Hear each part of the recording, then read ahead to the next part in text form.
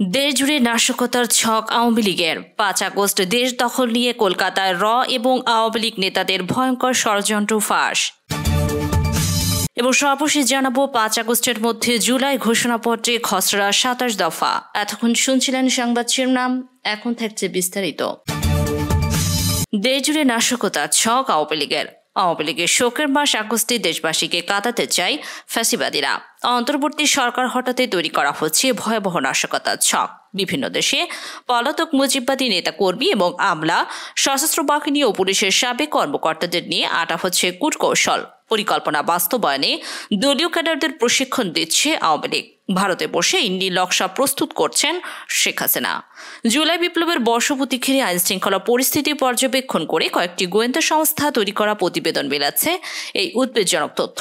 গোয়েন্দা সূত্র জানায়, গণঅভ্যুত্থানের ১ বছর পূর্ণ হচ্ছে আগামী ৫ আগস্ট। সেদিন দেশ দখলের স্বপ্ন দেখছে আওয়ামী লীগ। অস্থিরতা তৈরি করতে ঢাকা ও দিল্লিতে চলছে প্রশিক্ষণ কার্যক্রম।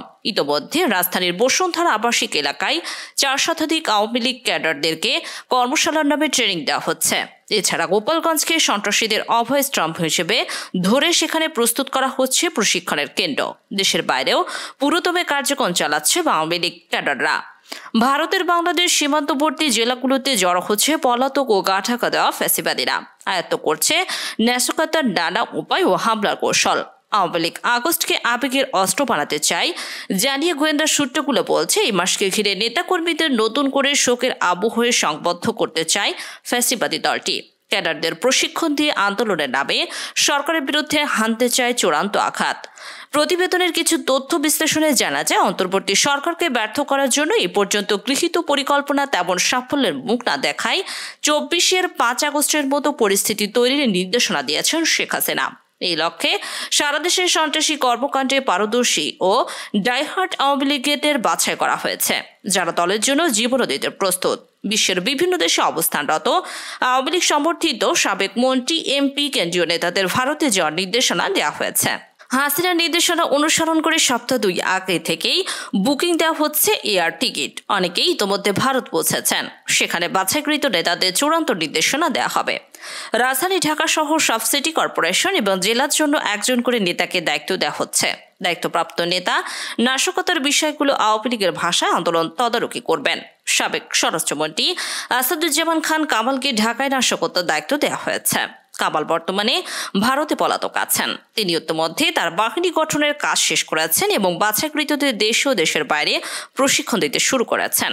কারিগরি ও প্রযুক্তিগত সব সহায়তা দেওয়ার জন্য দায়িত্ব পেয়েছেন এসবির সাবেক প্রধান, ভারতে পলাতক অতিরিক্ত আইজিপি মনিরুল ইসলাম।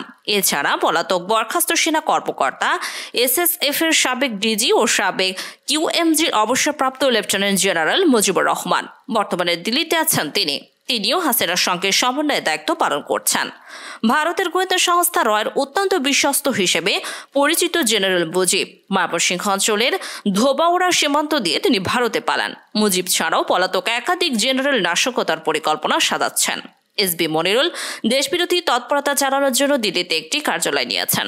সেখানে বসে রয়ের সঙ্গে পরামর্শ করে সব পরিকল্পনা বাস্তবায়নে কাজ করার নির্দেশনা দিয়েছেন হাসিনা। নাশকতার সার্বিক বিষয়ে তত্ত্বাবধান করছেন জেনারেল মুজিব ও এসবি মনিরুল। পাশাপাশি দেশে অবস্থান করা কয়েক সাবেক এবং বর্তমান পুলিশ কর্মকর্তার নিবিড় তত্ত্বাবধানে ক্যাডারদের প্রশিক্ষণ চলছে। প্রশিক্ষিত কর্মীদের কাজ হবে নির্দেশনা অনুযায়ী হিট অ্যান্ড রান পদ্ধতিতে কাজ করা। এসব পরিস্থিতি তৈরির চেষ্টা চলছে যা আগে কেউ কল্পনাও করতে পারেনি। এতে নানাভাবে সহায়তা করছে আইন শৃঙ্খলা রক্ষাকারী বাহিনীতে লুকিয়ে থাকা ফ্যাসিবাদের দোসররা। এই বিষয়ে সাবেক আইজিপি বেনজির আহমেদের বক্তব্যকে গুরুত্বপূর্ণ হিসেবে নেওয়া হচ্ছে। ফাঁস হওয়া একটি অডিও বার্তায় তাকে বলতে শোনা গেছে, ১৬ বছরে অনেক অফিসার ও অর্ধস্তন ফোর্স নিয়োগ দিয়েছে আওয়ামী লীগ। এরাই সময় মতো আওয়ামী লীগের পক্ষে বন্দুকের নল ঘুরিয়ে দেবে। গোয়েন্দা প্রতিবেদন বিশ্লেষণে আরও জানা যায়, দেশের বিভিন্ন স্থানে বড় বড় স্থাপনায় নাশকতা সহ ধ্বংসাত্মক কর্মকাণ্ড পরিচালনা কৌশলে অভ্যুত্থানপন্থী দলগুলোর কিছু কর্মীকে ভাড়া করে নিজেদের মধ্যে সন্ত্রাসী কর্মকাণ্ড চালানোর মাধ্যমে বিশৃঙ্খল পরিস্থিতি তৈরি করে নির্বাচনের আগে ঢাকা অবরোধ কর্মসূচির মাধ্যমে সরকারের পতন ঘটাতে চায় আওয়ামী লীগ। বর্তমানে পুলিশের দুর্বল অবস্থানের সুযোগে বাহিনীর মনোবল ভেঙে দেওয়ার জন্য তাদেরই প্রথম টার্গেট করা হতে পারে, যাতে পুলিশ আন্দোলন দমনে নিষ্ক্রিয় থাকে। একই সঙ্গে গুরুত্বপূর্ণ ব্যক্তিদের আঘাত করা যাতে দেশ ও দেশের বাইরে আলোড়ন তৈরি হয়। বাছাইকৃত কর্মীদের যোগাযোগের জন্য প্রচলিত মাধ্যম এড়িয়ে অপরিচিত আলাদা অ্যাপ চালু সোশ্যাল মিডিয়া নিয়ন্ত্রণের জন্য কাজ করেছে প্রশিক্ষিত দল। এসব পরিকল্পনা বাস্তবায়নে সমন্বয়কদের প্রয়োজনে তাদের কাছে টাকা পাঠানো হচ্ছে। হুন্ডির মাধ্যমে ভারত থেকে অর্থ আসছে। এছাড়া দেশে অবস্থান করা তুলনামূলক কম বিতর্কিত নেতাদের মাধ্যমে টাকা সরবরাহ করা হচ্ছে। সুইজারল্যান্ড অবস্থান করা সামিট গ্রুপের মালিক আজিজ খানকে বিদেশে ফান্ড ম্যানেজ করার দায়িত্ব দেওয়া হয়েছে। আওয়ামী লীগ পরিকল্পনা অংশ হিসেবে গত 4 জুলাই বসুন্ধরা আবাসিক এলাকায় একটি কনভেনশন হল ভাড়া নিয়ে দিনব্যাপী ক্যাডারদের প্রশিক্ষণ দেওয়া হয়।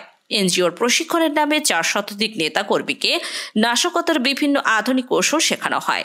গুজব ছড়ানোর নানা উপায় সম্পর্কে জ্ঞান দেওয়া হয়। এই ঘটনায় 2 জনকে ইতিমধ্যে গ্রেপ্তারও করেছে পুলিশ। এরই মধ্যে একজনের বাড়ি গোপালগঞ্জ। নাশকতার ছকের অংশ হিসেবে মাইলস্টোন ট্র্যাজেডির মতো উদ্ভূত যে কোনো পরিস্থিতির সুযোগ কাজে লাগাতে তাৎক্ষণিকভাবে ব্যবস্থা নিতে বলা হয়েছে আওয়ামী লীগ ক্যাডারদের। সর্বশেষ 22 জুলাই সচিবালয় আক্রমণের ঘটনায় গ্রেপ্তার ব্যক্তিদের তথ্য পেয়েছে আইনশৃঙ্খলা রক্ষাকারী বাহিনী। তাদের মধ্যে অভিষেক সিকদার সহ 4 জনের অনলাইন যোগাযোগের সূত্র ধরে গোয়েন্দারা জানতে পেরেছেন। অনলাইন প্ল্যাটফর্ম ব্যবহার করে বিদেশে অবস্থানরত নেতাদের নির্দেশে 22 জুলাই সচিবালয় ধ্বংসযজ্ঞ চালানোর পাশাপাশি শাহবাগ দখল করার পরিকল্পনা ছিল আওয়ামী লীগের। এই ঘটনায় গ্রেপ্তার খোরশেদ আলম গোপালগঞ্জ ছাত্রলীগের সাংগঠনিক সম্পাদক। পুলিশ সুপার সাইফুল ইসলাম শান্ত বলেন, দেশবিরোধী যে কোনো ষড়যন্ত্র মোকাবেলায় আইনশৃঙ্খলা বাহিনী প্রস্তুত। তাদের যে কোনো অপতৎপরতা ঠেকিয়ে দেওয়া হবে।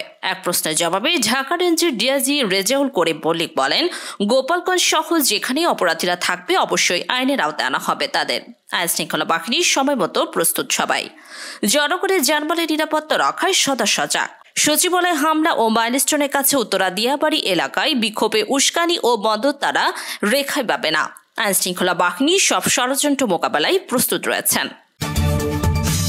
অন্তর্বর্তী সরকারের ঘোষণাপত্রের খসড়ায় দল বা ব্যক্তির নাম থাকছে না। আগামী 5 আগস্টের জুলাই ঘোষণাপত্র দেওয়া হচ্ছে বলে জানিয়েছে একটি নির্ভরযোগ্য সূত্র মতে ঘোষণাপত্রের প্রথম একটি খসড়া জুলাই মাসের শুরুর দিকে বিএনপি, জামায়াত, এনসিপি সহ কয়েকটি দলের কাছে পাঠায় সরকার। দলগুলোর মতামতের ভিত্তিতে সংশোধন করে আবার দলগুলোর কাছে চূড়ান্ত করতে পাঠানো হয়। তাদের মতামত 2-1 দিনের মধ্যে জানাতে বলা হয়েছে। সেটির ভিত্তিতে জুলাই ঘোষণাপত্র প্রস্তুত করে 5 আগস্টের মধ্যে জারি করতে চায় সরকার। সংশ্লিষ্ট দলগুলোর নেতাদের সঙ্গে কথা বলে জানা গেছে জুলাই ঘোষণাপত্রের 27টি দফা রাখা হয়েছে। প্রথম খসড়ায় বৈষম্য বিরোধী ছাত্র আন্দোলনের নেতৃত্বে সর্বস্তরের মানুষ রাস্তায় নেমে আওয়ামী লীগকে উৎখাত করেছিল বলে বলা হয়েছে, কিন্তু দ্বিতীয় খসড়া নেতৃত্বের পরিবর্তে ডাকে উল্লেখ করা হয়েছে। ঘোষণাপত্রে শেখ হাসিনার 15 বছরের শাসনাবলী, বিএনপি, জামায়াত সহ বিরোধী দলগুলোর সংগ্রহকে স্বীকৃতি দেওয়া হয়েছে বলে জানা গেছে। বিএনপির মতামতে 75-এর 7 নভেম্বর সিপাহী বিপ্লব, 1969 সালের রাষ্ট্রপতি জিয়াউর রহমান সরকারের করা সংবিধানের 5ম সংশোধনীতে স্বীকৃতি দেওয়া হয়েছে। অভ্যুত্থানের চেতনায় দেশ করতে সংবিধানকে বাতিল বা সংশোধন করার কথা প্রথম খসড়ায় থাকলেও সংশোধনীতে মানবিক ও নাগরিক অধিকার সমুন্নত রাখতে সংবিধান সংস্কারের কথা বলা হয়েছে। এতে সুষ্ঠু নির্বাচন, আওয়ামী লীগের গুম-খুন, দুর্নীতির বিচারের অঙ্গীকার রয়েছে। অন্তর্বর্তী সরকারের স্বীকৃতি রয়েছে। ঘোষণাপত্রে দল বা ব্যক্তির নাম নেই। চূড়ান্ত খসড়ায় সংবিধানের প্রস্তাবনায় মতো শুরুতেই বলা হয়েছে পাকিস্তানের 23 বছরের উপনিবেশ শাসনের ঘোষণা বঞ্চনার বিরুদ্ধে মুক্তিযুদ্ধে বাংলাদেশ স্বাধীন হয়েছে। তবে প্রথম খসড়ায় 47-এর দেশভাগের কথা উল্লেখ ছিল। জুলাই ঘোষণাপত্রের খসড়ায় দ্বিতীয় দফায় সাম্য, মানবিক মর্যাদা ও সামাজিক ন্যায় বিচারের যে আদর্শে মুক্তিযুদ্ধ পরিচালিত হয়েছিল তা 72-এর সংবিধান ও শাসনে হয়। তৃতীয় দফায় 75-এর একদলীয় বাকশাল কায়েম। চতুর্থ দফায় সিপাহী জনতার বিপ্লবে বাকশালের অবসান। পঞ্চম দফায় সংবিধানের 5ম সংশোধনীতে 1979 সালে ফেরে বহুদলীয় গণতন্ত্র। ষষ্ঠ দফায় এরশাদের সামরিক ও স্বৈরা শাসনের বর্ণনা। সপ্তম দফায় 91-এর গণতন্ত্র পুনর্বহাল। অষ্টম দফায় 1/11-কে দেশি বিদেশি ষড়যন্ত্রের ফল আখ্যা দেওয়া হয়েছে। খসড়ার 14তম দফায় 3টি ভুয়া নির্বাচনে ক্ষমতা দখলকারী সরকার জনগণের বিরুদ্ধে অবস্থান নেয়া। 17তম দফায় হাসিনার শাসনামলে বিরোধী মত জনগণকে চরম নির্যাতন, নিপীড়ন করা। 19তম দফায় এর বিরুদ্ধে বৈষম্য বিরোধী ছাত্র আন্দোলনের ডাকে জনতার অভ্যুত্থান। 20 ও 21তম দফায় অন্তর্বর্তী সরকারের গঠন সম্পর্কে ব্যাখ্যা দিয়ে বলা হয়েছে জনতার অভিপ্রায়ে সরকার গঠিত হয়, যার বৈধতা দিয়েছে উচ্চ আদালত। 23তম দফায় আগামীর বাংলাদেশে অবাধ সুষ্ঠু নির্বাচনের অঙ্গীকার, 24তম দফায় আওয়ামী লীগ আমলের সকল গুম-খুন দুর্নীতির বিচার, 25তম দফায় জনগণের আকাঙ্ক্ষা পূরণের সংবিধান সংস্কার, 26তম দফায় সংবিধানের অভ্যুত্থানের স্বীকৃতি এবং 27তম দফায় জুলাই ঘোষণা। 2024 সালের 5 আগস্ট থেকে কার্যকর হবে গণ্য হওয়ার কথা বলা হয়েছে।